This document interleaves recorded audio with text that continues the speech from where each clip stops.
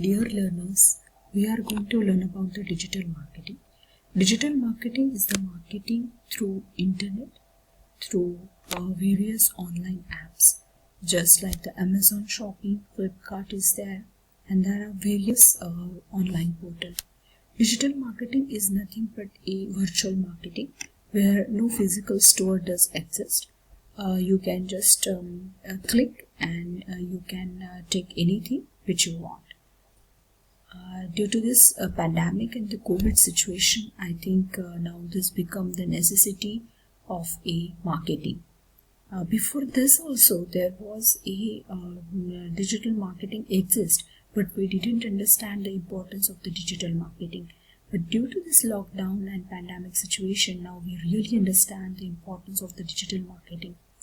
Digital marketing is the marketing through the electronic devices, through the electronic gadget.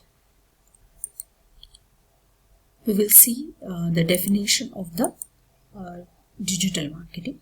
Digital marketing encompasses all marketing efforts use an electronic device or the internet.